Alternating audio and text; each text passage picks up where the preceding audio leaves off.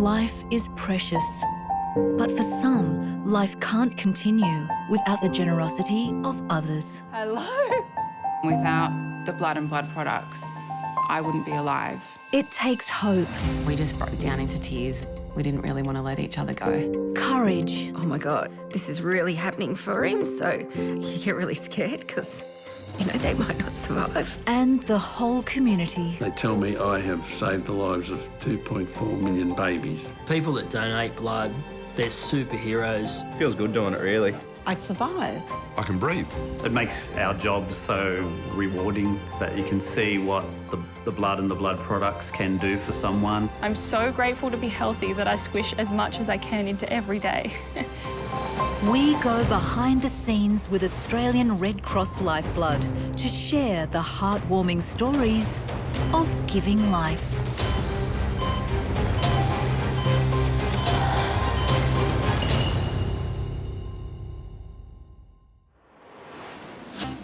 Now on Giving Life, an impossible situation for a mother of 4.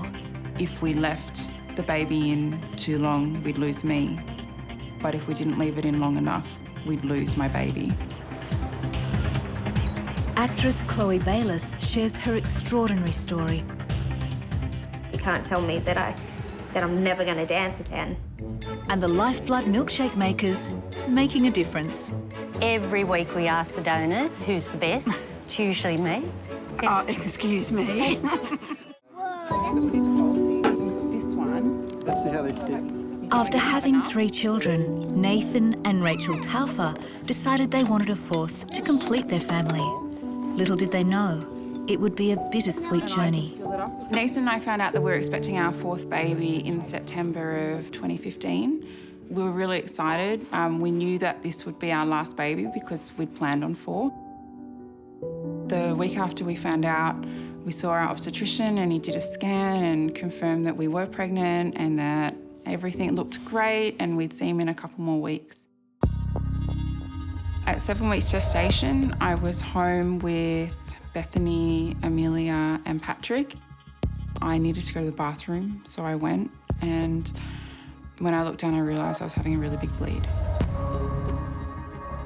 I went and saw my obstetrician. Nathan and I assumed the worst and thought that it was over, but he did an internal ultrasound and he found a heartbeat.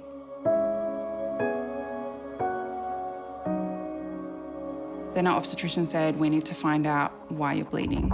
So he kept scanning and he found what's called a subclonic hematoma in the uterus, and it was sitting right next to our baby.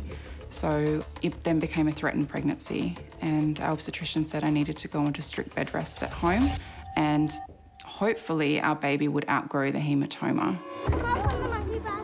At around the 12-week mark, my obstetrician lifted my bed rest restrictions slightly. I went to buy dance shoes with my mum for my girls, and when it was time to pay, I stood up and I felt like someone had hit me over the back of the head with a baseball bat. Everything just went black and then it started spinning, and then I got cramps and I just thought, oh God, I'm gonna lose my baby now, this is it. Before I knew it, I was being rushed upstairs and placed in a bed and told, if you're losing your baby, you need to let go. But you can't tell a mum to let go. No time, we've got to get everyone to eat one. Make sure the secret judges get them. You're not one, are you? Let it be a secret. It's gone. 27-year-old Chloe Bayliss, star of television series Dr. Doctor, started her performing career as a dancer. My mum put me into classes when I was 3 and I didn't want to leave. I, at 14 years of age, was very determined to make dance my career. As you turn, remember that toe chasse there? She was so self-motivated. She'd hang off every word that every teacher would give her and just loved movement, loved dance, and had that look in her eye that I want this. Better, better. I lived in the dance studio. I would get up at 5:30 in the morning and I'd train in until 4 o'clock in the afternoon. I trained at the National College of Dance in Newcastle. The actual diploma is equivalent to like the HSC. And breathe the music. Show me your beautiful faces here. When I was 17, I was almost finished my diploma and I had been accepted into the Washington Ballet pre-professional year. So everything was ready to go and my career was about to start basically. And in August, on the 25th of August in 2008, I became extremely ill and I ended up going to the hospital in emergency. I had an allergic reaction to a drug that I was given to stop vomiting, and my whole right side of my face and neck and jaw was paralysed. They did all the tests. They said I had kidney failure, so they had to rush me in and put all the Vascath and all of those things, the ports in my neck to have dialysis. I was devastated because everything had to be cancelled and I was told to put my life on hold for the moment to try to get better, and that's the first time I had ever stopped in my dancing life. It was really, really difficult to hear that. When Chloe became ill, my prayers turned from getting her back into the classroom to seriously just living. You can't tell me that I'm never going to dance again. That's my dream. That's everything I've worked towards. Across Australia, there are over 100 Lifeblood donor centres, relying on 29,000 donations per week to help keep people alive. The Lifeblood refreshment area is always a popular hub. After every donation, donors are rewarded with a milkshake. Running things today are Cheryl and Therese. Caramel. Every week we ask the donors, yes, who's the best? It's usually me. Oh, excuse me. Cheryl just thinks she's the best. Yeah. And not only do they volunteer, they also donate blood and plasma. I'm happy to donate every 2 weeks because I've got good veins, so my blood tends to flow, or the plasma flows fairly easily, so it doesn't take me long at all. My mother was quite ill and she had people that donated to her and gave blood to her. So I thought it was one way that I could give back. Every time I donate, I sit on that chair and I think of her, and it's a satisfaction for me to be able to donate. Yeah, I feel quite privileged. The reason I started donating was probably because of Cheryl and her mum. Yeah, have just continued on since then.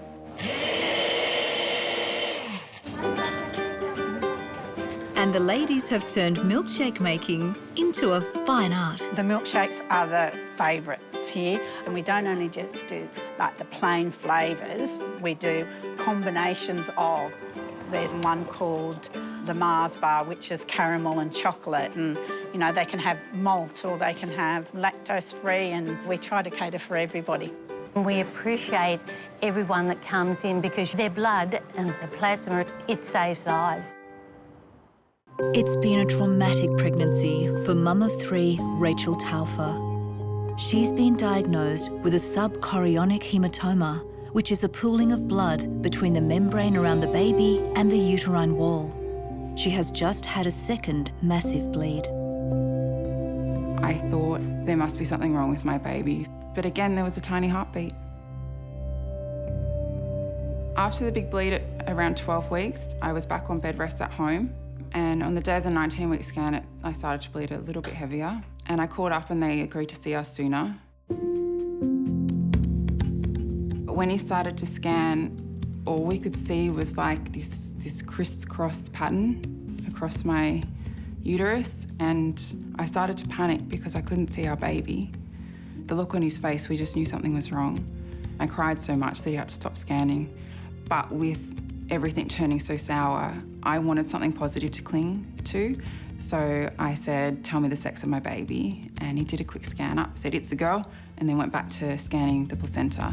The placenta had kind of enlarged and engulfed my uterus and had become an accreta. Placenta accreta is a condition where the placenta, which should sit on the surface of the muscle of the uterus, grows in through the muscle and in severe cases can grow through into the bladder. It can be very dangerous and we need a very good surgical team, Lifeblood and ICU backup. My obstetrician told me I would need a hysterectomy at birth to save my own life. I was only 31. The thought of losing my uterus and knowing that it was now a threat to my own life was terrifying. At 21 weeks, woke up in the middle of the night and went to the bathroom, and when I looked down, it was just red. It was a massive bleed, bigger than the others. The paramedics came and they took me to Westmead. I was on a bed with a midwife holding my hand saying, "Your baby's too small to be saved. If she's born now, we'll place her on your husband's chest until she takes her final breath and we'll try and save your life."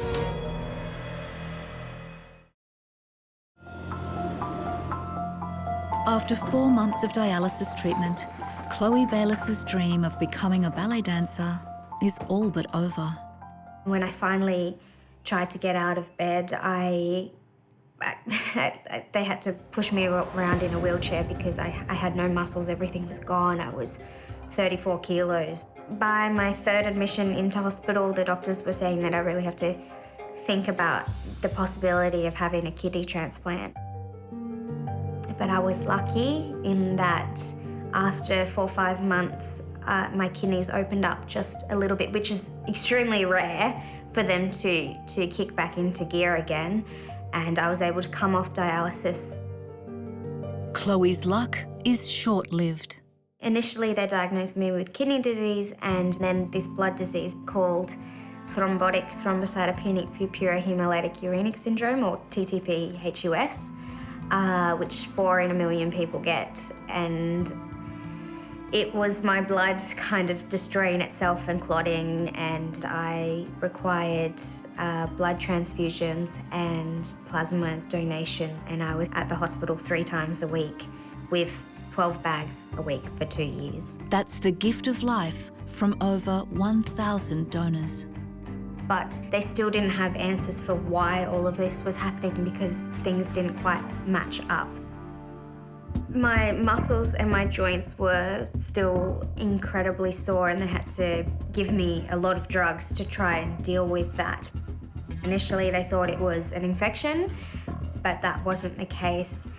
And so it took a year and they diagnosed me with lupus, which is an autoimmune disease. And it's where your immune system gets confused and basically turns against itself. And so for me, that attacked my kidneys and attacked my blood, my muscles and my joints. And to treat lupus, you have to suppress your immune system because your own immune system is overactive. Long term, that's my life now, is that I have all these medications to deal with that. I had to stay at home for almost a year, I would say. And my doctors advised me not to be around big crowds and things like that. So I spent a lot of time in isolation at home. After a year, I tried to rehabilitate myself at home. Sometimes it was in secret because my mum would freak out because she was like, you know, "Don't do anything, Chloe, you've got to stay well." But I just had this drive to get back into the studio, and all I wanted to do was finish my diploma. And I was starting from the beginning. I had nothing. I couldn't even get up off the ground after a grand plie. 46-year-old Andrew Garvin has struggled with chronic illness all his life. But with best friend Apollo by his side, he's determined not to let it get the better of him. He looks like a miniature lassie, and he's a good doorbell, a good vacuum cleaner, and he's a good companion. When I was born, I was smaller than everyone else. Still am. And I was constantly in and out of hospital a lot. So it was kind of, apart from being the youngest and spoilt anyway, I was kind of even had more attention because of the constant hospitalisations. Yeah. Yes, an attention-seeking behaviour.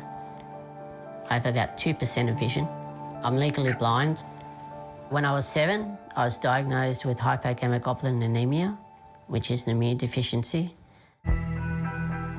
People with these immunodeficiencies, like Andrew, can get recurrent, persistent infections unless you replace the immunoglobulin.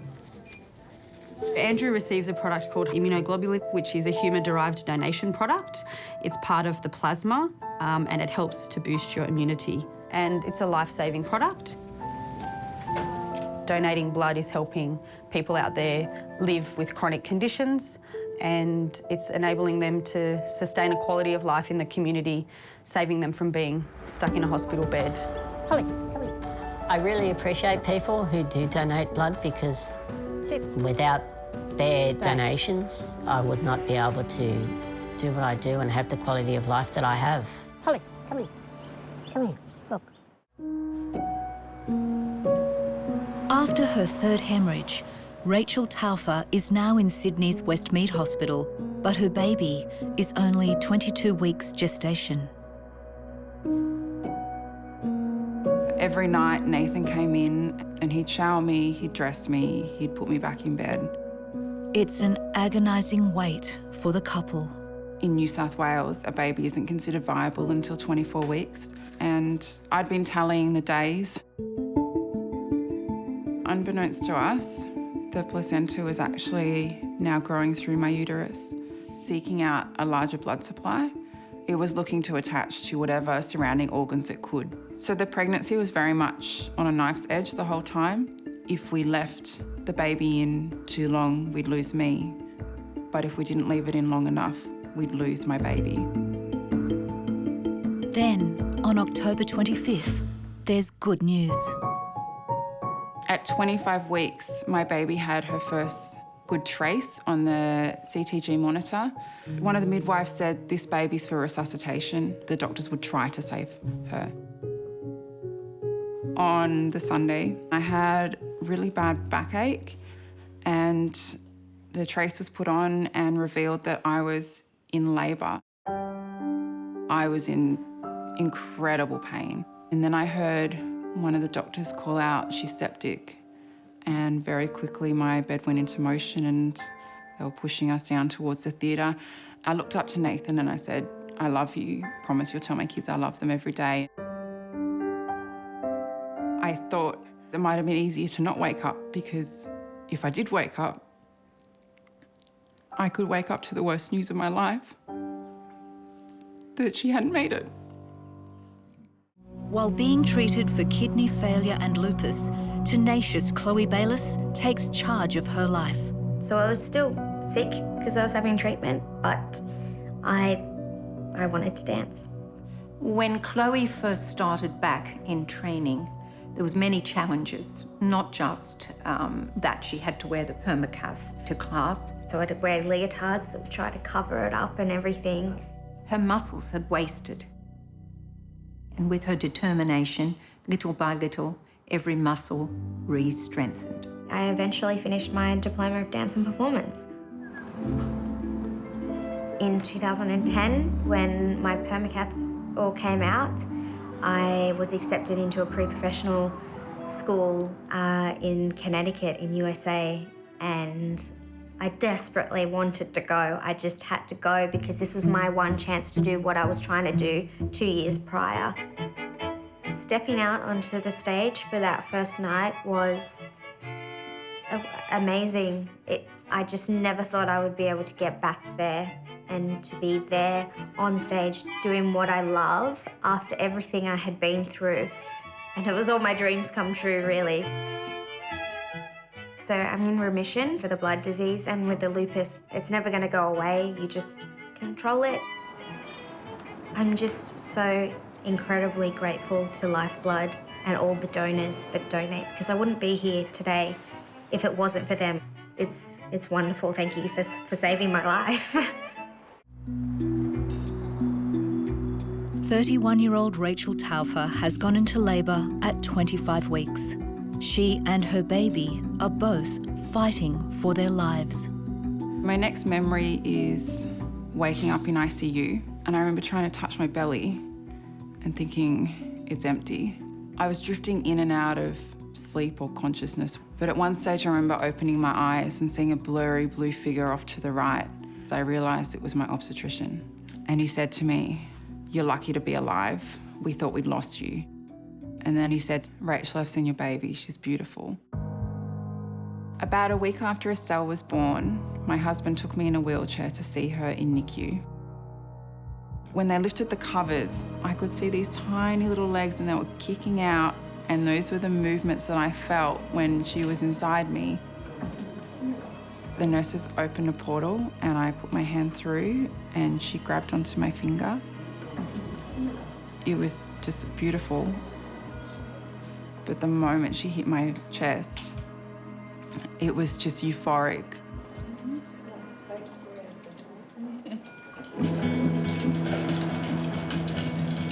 Estelle spent 12 weeks in the NICU. The hurdles that she faced were tremendous. She did have 2 transfusions while she was in the NICU, and I never realised babies needed blood or blood products. It's hard to fathom that looking at her now, she's overcome so much. Do you want? Okay, I've got you. Move your arm across. Oops. Ah, so strong. I was told that the entire time I was in theatre, there was someone on the phone to Lifeblood ordering blood and blood products. We're incredibly grateful because without the blood and blood products, I wouldn't be alive. My husband would be a widower, but instead we're a happy, healthy family of 6.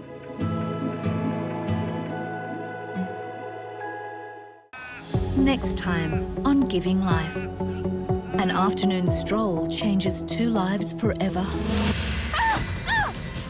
I heard her yell and looked around and saw the snake, which was about 4 feet long. Surgery with blood products gives hope to an advanced cancer patient. If you have cancer and you don't chop it out, it just keeps growing. And a date night with a difference. So I'm here with my husband today, and if we can be lucky enough to sit next to each other, great. If not, we'll talk to each other across the room.